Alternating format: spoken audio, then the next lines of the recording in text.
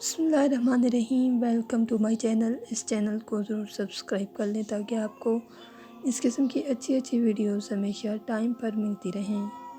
اولاد پانے کے لیے حضرت زکریا علیہ السلام کی دعا۔ بے اولاد میاں بیوی عشاء کی نماز کے بعد سورۃ الانبیاء کا رکوع نمبر 6 21 مرتبہ پڑھیں۔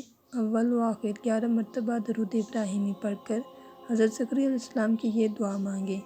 اس دعا کا ترجمہ یہ ہے: اور زکریا علیہ السلام کا ذکر کیجئے جب انہوں نے اپنے رب کو پکارا، اے میرے رب، مجھے لاوارث نہ چھوڑ، اور یوں تو سب وارثوں سے بہتر اور حقیقی وارث آپ ہی ہیں۔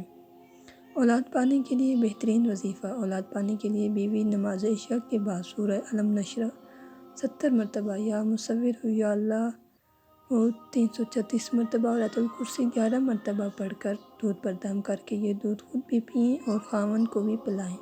اس کے بعد اللہ تعالیٰ سے اولاد کے لیے دعا مانگیں۔ انشاءاللہ دعا قبول ہوگی اور اولاد عطا ہوگی۔ یہ عمل لگاتار 40 دن تک کرنا ہے۔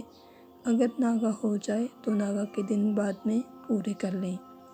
اگر آپ کو ہماری یہ ویڈیو پسند آئی ہو تو اپنے ان دوستوں کے ساتھ ضرور شیئر کریں جو اولاد جیسی نعمت سے محروم ہیں اور وہ اس ویڈیو سے فائدہ اٹھا سکیں۔